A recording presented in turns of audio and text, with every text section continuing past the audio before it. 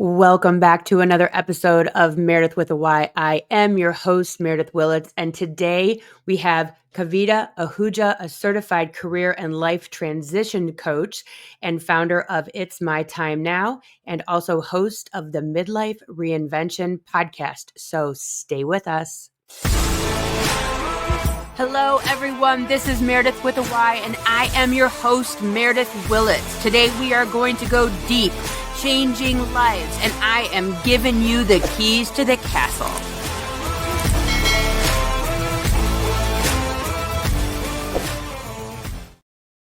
Kavita, thank you so much for being here today. This topic is so on point for so many of my listeners. So thank you for coming here and sharing. We have so much to talk about. It's such a pleasure, Meredith. Thank you so much for having me. I'm excited to dive right in. How are So you today? I'm doing well. You have your Good. own podcast. You I do, create yes. like life coaching things for us midlife women who are transitioning. But I have to ask you, why did you leave the safety of corporate America to do to be an entrepreneur? Because this is like there's no downtime. So why did you do this? Yes. I was just talking to a potential client about this. It was something that I didn't plan, honestly, Meredith. It was my career was great. Like from the outside, it seemed perfect. Everything was great, successful. Very lucrative, comfortable.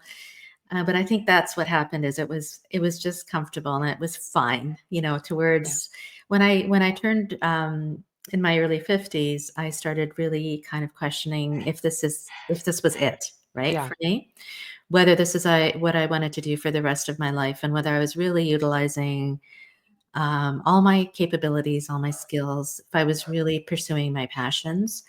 And while it was great from the outside, and everybody would said, well, are you crazy? Everything seems perfect. It wasn't perfect inside. Yeah. So I don't know if that resonates with you, but that's why I decided. It took me. It wasn't like easy, and I was like, oh yes, I'm going to leave. It took me a good 2 years to finally decide to leave, because I had the fears. Yeah. And What are people going to say? Am I going to fail? All those things that these inner critics that come up in our heads that tell us that one way or the other we're going to fail. But it became so loud, that voice, that it was really something I couldn't ignore anymore. And so then I just decided to leave and pursue my reason for being, I guess. well, I have so many women that are either transitioning out of like that stay-at-home motherhood, Mhm, where we mhm, put our lives on hold for 10, 15, 20, 30 years, and mhm. now we want to get back in the biz. Why did you decide to coach women on this? Exactly, for that reason, because I think, my coaching program, it's called It's My Time Now. And I really believe for women at any stage, whether it's, being stay-at-home moms and going back into the workforce, or, retiring, or like looking at your next thing, it's about, we're used to, we're so used to looking after other people. And often we are the last rung in the ladder, or so what I'd say, so we don't give ourselves this time and space, and also the permission to really figure out who we are, and to give us, to understand who we are and to go for it. And I think because sometimes, oftentimes, we feel guilty as well, because we're not used to um, taking the time for ourselves. So I coach women, especially because I really want them to know that it's their time to figure out who they are, and it's their time to really utilize all of their skills, all of their passions, and to really, it's never too late. I mean, it doesn't matter how old you are, to really figure out what you want. And so that's why I really focus on women, because I think we're givers, and we don't give to ourselves enough. Let's put Well, it I that think way. it's funny because I was just talking to my girlfriend about this, about how so I've been a mom since I've been 23. I'm 52 Mhm. now. So by the time my youngest graduates, I will have been a stay-at-home kind of entrepreneurial, touch and go sort of thing mom Mm. for over 32 years. And when I speak about the idea of like, hey, I want to do this for myself or that for myself, it either comes out like I don't know if the word is selfish, but it almost comes off like I'm complaining about my life. Like, I'm not complaining about the last 32 years. I'm just talking about the next 32 years, or Mhm, why I need this, or mhm, expressing. And so it's like I don't want to sound like I'm complaining or whining about being a mom, mhm. just as much as if someone's transitioning out of, I'm not complaining about my corporate position. I'm not saying my life was horrible doing that, but I'm just transitioning. Why is it, or maybe it's not the same, or maybe it is the same for men to transition from one thing to another? How do we not sound like we're complaining or feeling sorry for ourselves and that we just want something for ourselves? Does that make sense?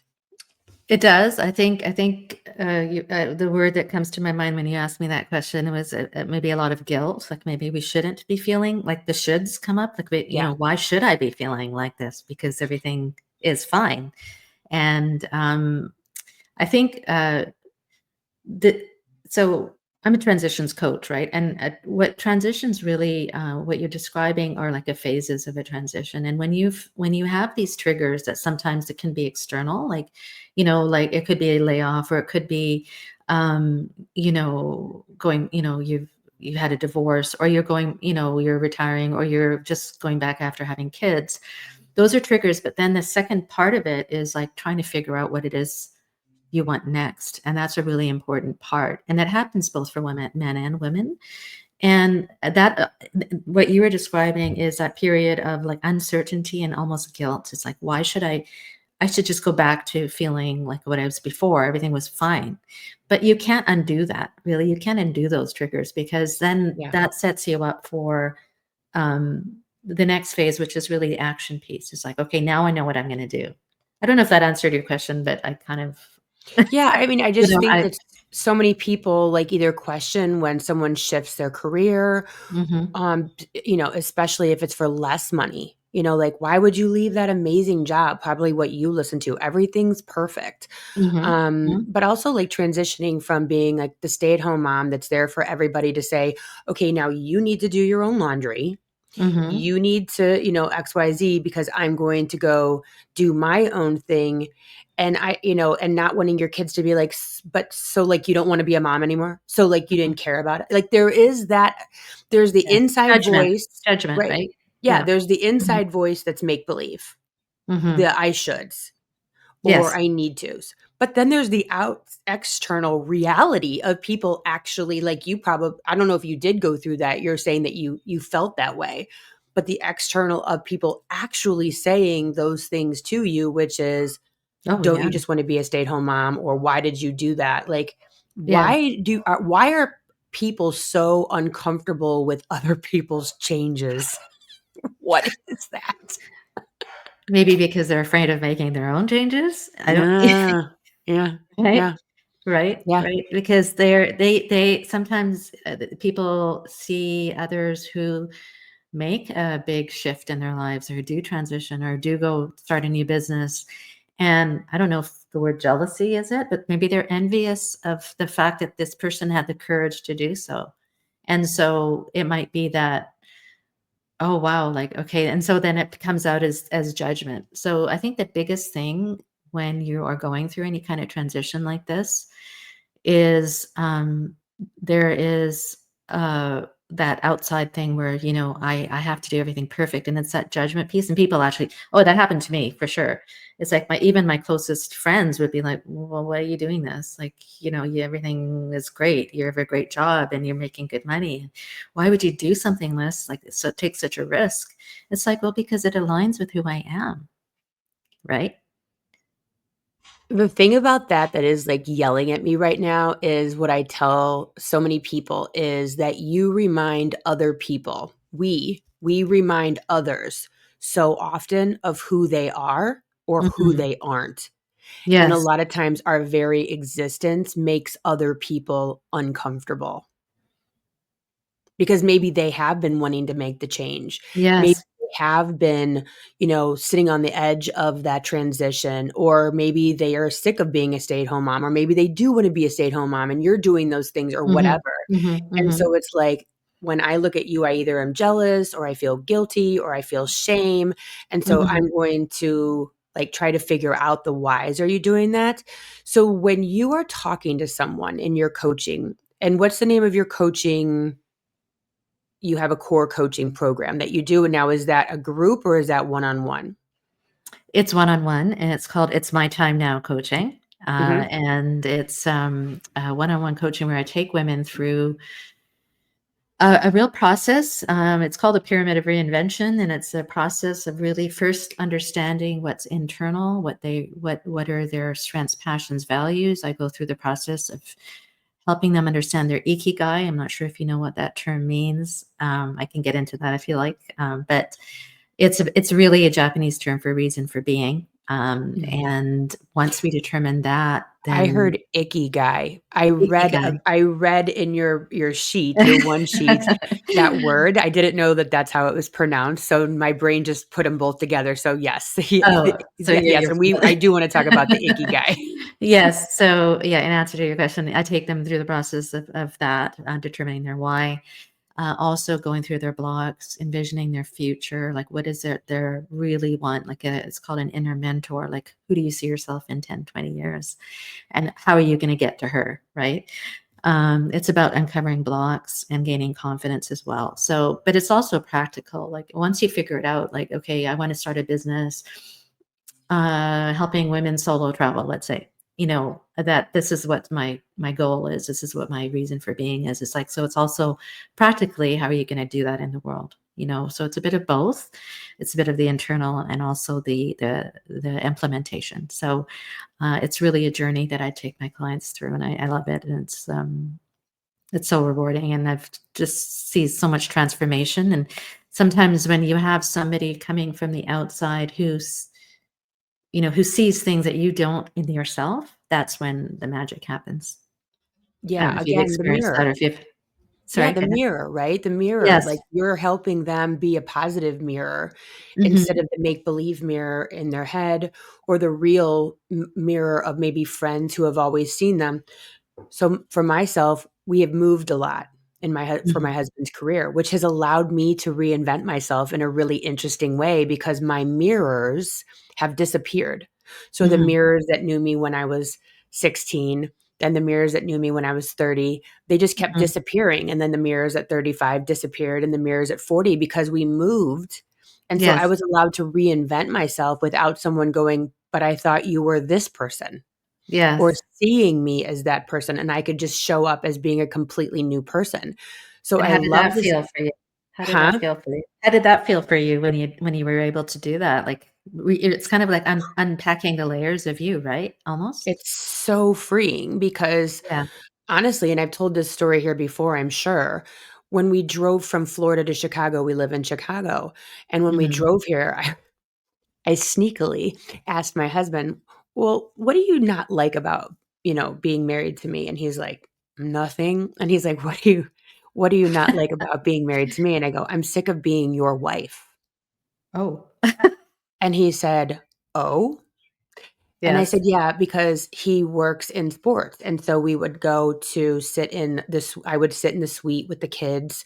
And in the suite would be the CFO's wife and the president's wife and this, the marketer's whatever at Yeah. kids. And we'd be done. And he would say, like, "So what'd you guys talk about? What did you say?" Like, you said that. And when we moved to Chicago, so it's been about almost 9 years now, I said, "I will never sit in another suite ever again. Mm. I will never be Jim Willett's wife ever again." I Mhm, said, "I will mhm. sit in seats, I will sit in a club," which is my favorite, "and I will talk to people, but I'm not gonna be put in a position where I sit with someone for 2 hours and then I'm your wife and everything I Yes. do is an extension of who you are." And so when I came here, I removed all of those layers, which were my ego Yes. attached to him, good or bad. And Yes. that gave me the freedom with each move to say, okay, I no longer want to attach myself to the way I was there, I behaved there, or who I was as a career there, or the things I Mhm, said. And mhm. when we move, I got a whole new redo. And it sounds like what you do because I was like a partner in a clothing company when I lived in Florida 8 years ago, and now I do completely different things. And so it Yes. sounds like what you do is give these women an entirely new mirror Yes. to see themselves through, that maybe they don't get the privilege of seeing because it's their husband mirroring them, their Yes. friends, their mom, their sister, their children, who see them as X. They will Yes. always see them as X. They have always seen them as X. And now you're coming in and like, you're X plus Y plus Z plus B plus A. And you can be all the things, and you can be, Yes. Yes. a Wonder Woman, or Yes. anything that you do or don't want to be anymore. And I think Yes. that that's so difficult because I believe that so often men align themselves with what they do. First question asked at a party, what do you do? Mhm. Shaking the hands, what do you do?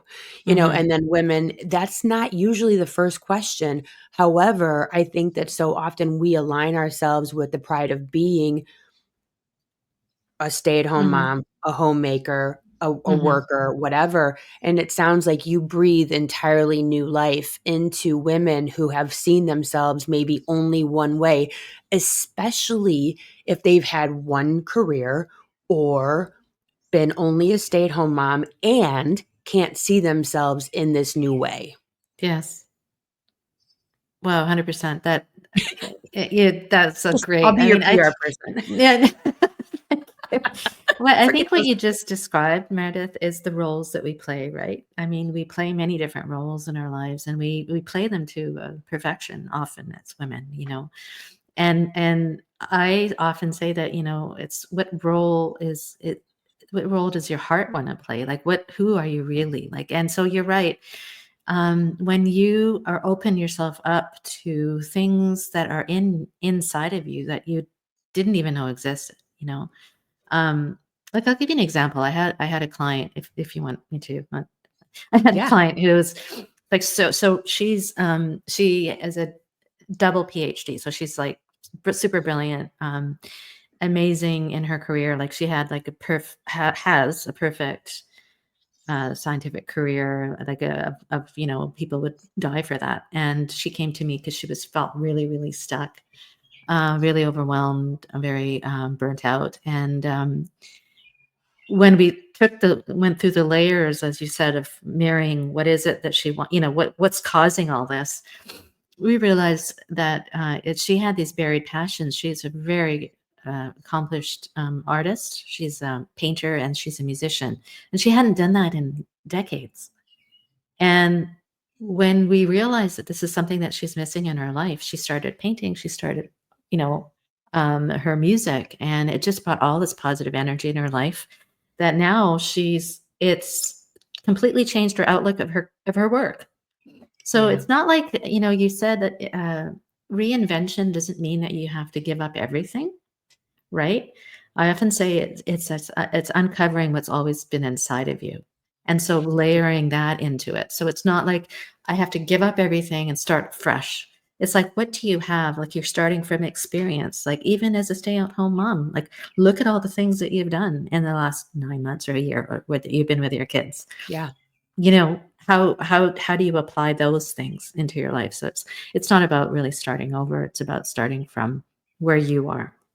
And I made a video. I am on social media as well, and I made Mhm. a video one time talking about the midlife crisis is not a crisis at all. It's an awakening. Mhm. It's I've been doing it this way, the way society tells me or told me, or my parents, or the ideals, like that's scraping and clawing to get it to the house, right? The house, the car, Mhm. the kids, whatever. And you Mhm. all of a sudden you Mhm. wake up one day and you're like, okay, I did the things, but who else am I? Mhm. What's underneath survival? Mhm. What's underneath achievement? Mhm. And I think that that's what you're speaking to, is the layers of a person. And I find myself, I actually just made a different video about this recently. I have a lot of clients that come to me because I also do life coaching, Mhm. is um, they feel like flakes because they'll go from one job to one job, incredibly successful. I have a client that has gone from like the top magazines of the world that you can imagine, And she's, you know, from this to this to this, incredibly successful and feels like a flake. And I'm like, no, you're just a fast manifester. You're just manifesting life after life after life inside of one lifetime. And I Mm-hmm. posted about that. And there were so many people that commented that are like, I'm very successful, but yes, my family will call me a flake. They'll call me like I'm all over the place. What is it? Jack of all trades, master of Mm-hmm. none. But it's like, no, that's not it. I have a lot of ideas. And that's how I feel about myself is like, I don't want to fit inside of a box. I've never wanted to fit inside a box. Just even saying the word makes my stomach a bit nauseous. But at the same time, I feel like some people might look at me and go, pick a lane. Like I've actually had friends that are like, you need to niche. You need to niche out if you're ever going to be successful. And I'm just Mm-hmm. like, but that feels so weird But to, what does successful mean? Like, you know what I mean? Like, what's your definition of success? You can ask them that, right? yeah. Right? Yeah, I mean, I guess that's the better question. So Mm. you have to tell me what the yucky guy is. Because I know I'm Yuck. saying it wrong, but that's how I heard it. The yucky guy. That's a good one. I should. It's Ikigai. Oh, icky guy. Yeah, Ikigai. Oh, you can call it Ikigai, whatever you I mean, like. there's a t-shirt there Uh, somewhere. yeah. Before I want to get into that. I just want to address what you just said about Yeah. being a flake and going from one thing to the other. And I think what happens is oftentimes people think that like something happens and they think they can just change jobs or do something else and then everything will be fixed. They'll fix whatever is feeling and they're feeling inside. If something is in not right, I'll just get another job. I'll just, end this relationship and find another person, or I'll move cities and everything will be fixed. But until and unless you actually determine what it is internally that you really want and who you are, those fixes, those changes won't take. Do you know what I mean? Like, so that may be why people move from one thing to the other and that they don't really ever find anything that is in line with who they are. My Um, dad always said that. He's like, "Yeah, this person's moving. The problem is they'll be there when they get there." Like meaning you cannot run from your problems because you're most likely yes. the problem. Yeah. And I always think about like fix your stuff now and then Hmm. when you fix it and you're happy, then move. Don't move trying to find happiness. Hmm. Like don't try to be happy. Okay, I'm gonna get a And divorce then, and then I'll be happy. No, hmm be your most happy now whilst getting a divorce or moving or changing exactly. jobs. Like fix you and all the things first, and then the exterior, I believe, will level up to meet you because of your frequency of happiness and joy. Like, granted, if you're in an abusive situation, no one Hmm. can get happy in an abusive situation. That's a Right. rough one. But Hmm. yeah, I mean, to your point, it's you need to fix you. The thing is not going to fix you. Yes. Yes. Yes. Absolutely. Um, So one of the ways you can find that happiness or find that purpose is a concept called Ikigai, and it's a Japanese or Yakigai. It's a Japanese term for a reason for being. And I don't know if you might have heard of the blue zones of the world. So Mhm. it was one of the blue zones is in Okinawa, Japan. And there was, research as to why do these people in these blue zones live for so long? Like they're like 100-year-olds. What are the reasons that some of these people in Okinawa live for so long? And one of the reasons is they follow the concept of ikigai. And what that is, it's found at the convergence of four elements. So it is what you love, so those relate to your strengths. What your love is related to your passions, what you're good at related to your strengths, and what the world needs. So, like that is related really to your values. And what does the world around you need? What do people around you need? What solve problems do you think that you'd love to solve? And then the fourth is what you can get paid for. So, what brings abundance into your life? And so it's an overlapping Venn diagram. And when you go through the pieces, which I take my clients through, I take through them through each section of the diagram, you'll find overlapping pieces and overlapping elements, which and the center of that is your ikigai, your reason for being. And they found that finding your ikigai leads to a lot of happiness, resilience, improvement in self-esteem, you know, obviously longer lives, just more, um, yeah, and, sense of purpose. And so it's a really interesting concept that and like you said, it's like about those layers that we talked about earlier. It's about peeling the onion and figuring out like what is it that you're really good at now? Like what do you do naturally that people come to you for? Like if you were to ask 5 people in your circle, like what do you come to me for? Like what you know, people are amazed that they don't really recognize their own strengths. And when they ask others, what do you come to me for? It's amazing what you'll discover. On the passion piece is like, what did you maybe do when you were a child? That time would just go by forever. And can you bring that into today? Um, and it's about, bringing that love that, like I talked about my client who brought that love of art and music into her life. And then it's about your values. Like, our values change, right, Meredith, as we grow older. Like, maybe before it was like climbing the corporate ladder or trying to get ahead or make the $1 million or whatever. But now it's like giving back to your community. Is that what you're valuing right now? And who do you want to serve, right?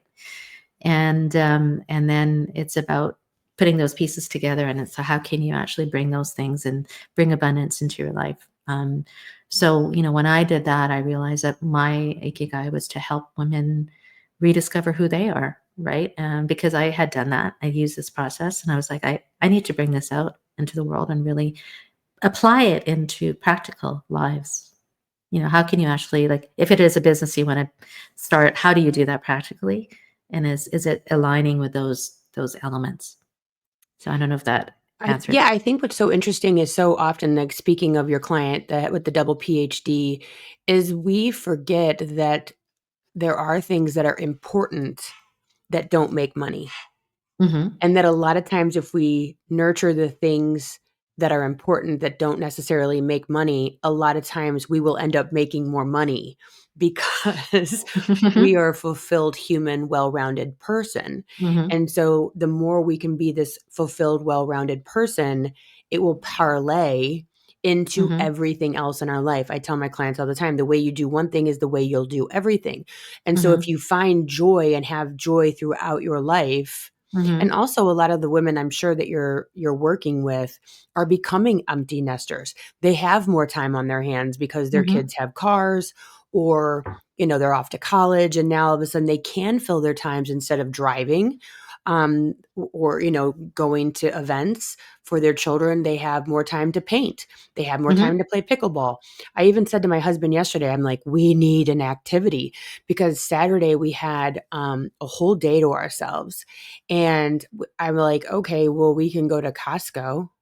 What? That is not an activity.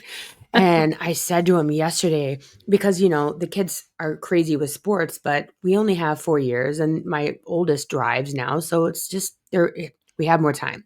mhm, And so I just said to him, like, we need to take up like golf or tennis or pickleball or something because shopping that's not a hobby and that's not mhm, healthy. And that's not like, mhm, no, I don't want a lunch. I don't want a mhm. dinner.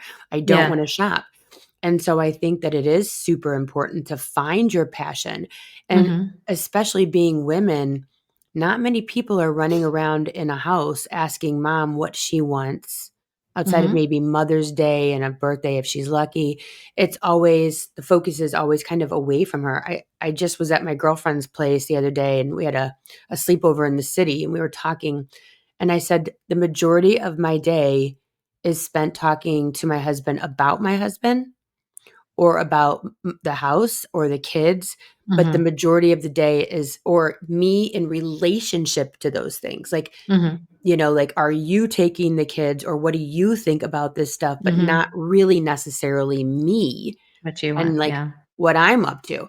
And so it Mhm. was so cool to sit there with my girlfriend and we just talked about ourselves, Yeah. with each other We're for not like used to it, right? Yeah. I'm totally not used to it. And I told her, I said, the a woman's happiness is directly proportionate to her girlfriends and how much time she spends with them. Because Yes. I mean, and it's not, and she said the same thing about her husband, and he's, got siblings who are, my husband is the baby and the only boy. So it's not because he's the baby and the only boy. I just think that men tend to be the sun that the world Yes. goes around. But Yeah. I'm Well, just we're like, not, yeah, we're not used to,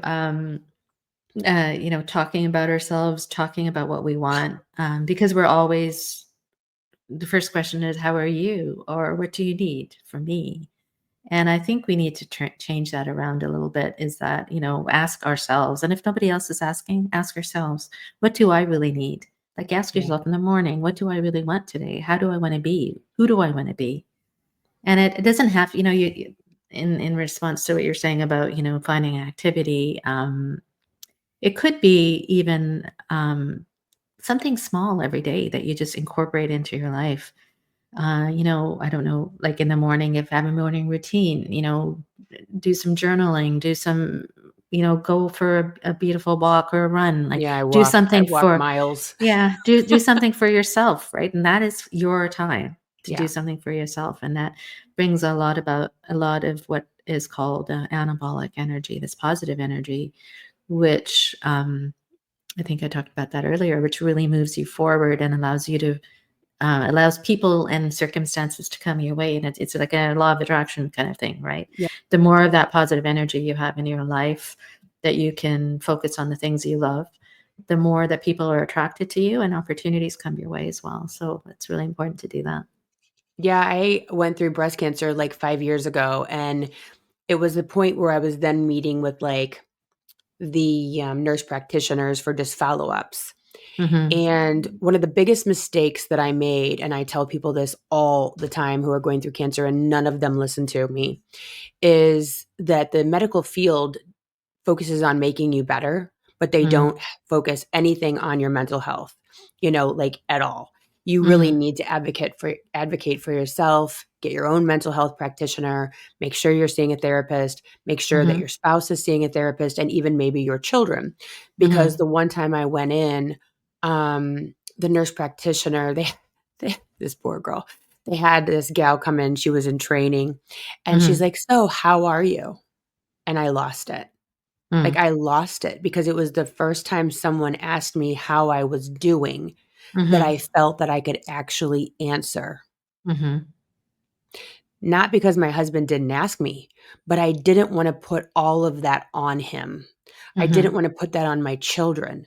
I didn't wanna put that on my friend because then your feelings Hmm. inside of your pain, now all of a sudden you just shared with someone, and now you have to make them feel better about you feeling bad, right? Yeah. So so so it was Well, just you know like what this she did is she provided you the space. 100%. Right? And that's sometimes, even like, I think that's what really coaching is. I mean, you're a Yep, coach too. Like, yep. it's providing that space and that vessel, I would say, to express. Sometimes I have sessions literally where I'm like barely say 2 words, right? I ask 1 question or 2 questions, and then I just listen, Off they and go. off they go, right? Off they go. And You're that like, happened just now. That's why I was a little late today. It's like I was like off they went. And you, yes, off they went. So, but that's the beauty of it, and often it's, people that are not that close to you, or not so close to you where, you feel like, "Oh, they're gonna judge me," or they're gonna, Yeah, it's a non-judgmental, safe space. And if yep. anybody hasn't had a coach or hasn't explored it, I think that's the biggest gift of having a coach, is having that person that you can share whatever's in your heart with, and have them guide you, right? So And if you that don't know the mirror. difference out there that are listening between a coach and like a therapist, I think it is profoundly different. Like when am with clients, and I'm sure you've seen this as well, like we give a lot of tools. And like I remember when I went to therapy, I always felt like I was being like shrunk, or like they were trying to figure out what was wrong with me, even just like Yeah. it's very, very different in coaching. Like coaches are trying to find tools or like little like listening for ways to like Mhm. help or steer or like kind of like, okay, I hear this. Let me give you a tool for that so that you can move forward in a different way. Whenever I went to therapy, it was just like, and how does that make you feel? And how do you feel Yes. about that? And Yes. what does that make you? You know what I mean? Like, it's just a very, very different vibe with Well, I coaching mean, than I think definitely each there's a has its place own for yes, there's a place. I space. mean, if there's a lot of trauma or issues that I think the main difference, Meredith, is that coaching is very forward oriented and forward Yeah. thinking and very like what do we want to do for and how do we want to approach the future? Whereas therapy is a lot of looking back and saying where did this issue come from? So it's more looking at your past. Yeah. And there's a place for both, but it just depends on what you need. So you also have a podcast too. Can you talk about that for everybody so they can find you? Yes, thank you so much. Yes, it's called the Midlife Reinvention Podcast, and it's approaching 200 episodes, which I'm really happy about. Yes, Congratulations. thank you. And I started that actually probably before I even started coaching. Okay. And the reason I started it is it's really around I have solo episodes and I also interview women who have reinvented themselves in one way or the other as kind of inspiration for the listeners. Yeah. If you're going through some kind of transition, if you're going through a career transition or life transition, you're going not stay at home mom like we talked about, or you're going back into the workforce. It's like we all have these very common fears that we deal with that we I talk about with my guests. How did they overcome those fears? How did they gain the confidence to move forward? And it's really around transitions in life. How can we give people the tools and the inspiration to know that they can do whatever is in their heart? And so yeah, it's been great. I've enjoyed it. I'm still enjoying it. So let's see where it goes. I love that. I'd love And to have so you on, actually. It would be great. anytime, anytime. Yes, I'm like yes, the queen of transition. yes. Um and I know so many women are going to appreciate this because I feel that this is the time then we're making the biggest transition. Like we transition from like, let's say our homes to being, in a relationship in a family setting. And then, okay, now what's next? So I think that Mhm, the podcast is for anybody literally with a beating heart, like women out there, because we're constantly transitioning, mhm, constantly. And we're mhm. here for everyone else's transitions too. So I think Yes. that that's really important is to like listen to the podcast so that you can help other people. So like this is for yourself, but it's also okay. My kids are transitioning to college.